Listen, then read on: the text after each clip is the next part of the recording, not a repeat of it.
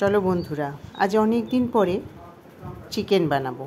বেশ অনেক দিন, মানে প্রায় বছরখানেক পরে বোধহয় আমি চিকেন রান্না করছি। হ্যাঁ, আমার কর্তামশাইয়ের বন্ধুরা যেদিন খেয়েছিল সেদিন বানিয়েছিলাম, তারপরে আবার আজকে বানাচ্ছি।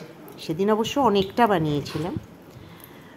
চিকেন বানাতে বানাতে আমার আজকে অনেক ছোটোবেলার কিছু কথা মনে পড়লো। ভাবলাম তোমাদের সাথে গল্প করতে করতে রান্নাটা সারি। ছোটোবেলায় যেন আমরা মাটন খেতাম, চিকেন আমাদের বাড়িতে আসতো না, যেহেতু আমার মা খেত না। আমার মা বলতো নিয়ে আসতে বাবাকে, কিন্তু বাবা আনতো না, যেহেতু মা খেত না। চিকেন রান্না করে চান করতো মা, জানি না কেন, হয়তো আমার মামার বাড়ির কোনো নিয়ম বা কিছু ছিল, মামার বাড়িতে খাওয়া দাওয়া হতো না চিকেন, ওই জন্যই হয়তো মাও খেত না। তো মাটনটাই আমরা খেতাম। তো বিয়ের পর থেকেই আমাদের এখানে চিকেন আসে।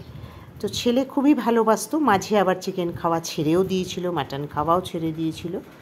তো ছেলে খাওয়াটা আবার ধরার পরে এই প্রথম চিকেন আসলো। তো ওই ভাবলাম যে চিকেন করি, আর আজকে রুটি ওরা খাবে বলল, তো ভালোই হলো। রুটি আর চিকেন ওরা খাবে, আর যা ভাত আছে আমি খেয়ে নেব এই ঝোলটা দিয়ে। তো দেখো বেশ কষিয়ে নিয়েছি। আজকে আমি রান্না করতে করতে ভাবলাম, আমার বাবা অনেক সময় একবার কি দুবারই দেখেছিলাম রাত্রেবেলা চিকেন আনলে মা রান্না করে স্নান করতো। হ্যাঁ, এখনও চিকেনটা রান্না করতে করতে ওই গল্পটাই মাথায় আসছিল। তো চলো, প্রায় আমার হয়ে গেছে। এবার একটু গরম জল দিয়ে প্রেশারটা বন্ধ করে দিই, ঠিক একটা সিটি দেবো। চিকেন তো, এই যে আমার ফাইনাল লুক, দেখে তো ভালোই মনে হচ্ছে। এবার খাবারটা বেড়ে ওদের ডাকবো। একটু গরম মশলা না দিলে না ওপর থেকে ভালো লাগে না। রুটি আমি করিনি, রুটিটা ওর বাবা বলল কিনেই আনছি।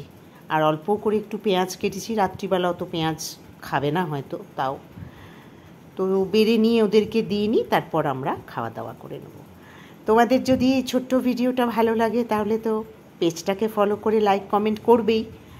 আর চলো আমরা খাই, আর ওদের কেমন লেগেছে ওদেরকে ক্যামেরায় না নিয়ে শুনিনি। ভালো লাগছে ভাবি? ভালো, বেশি কথা বলা যাবে না। তোমার? হ্যাঁ, ঠিকই আছে, ফাইন। টাটা।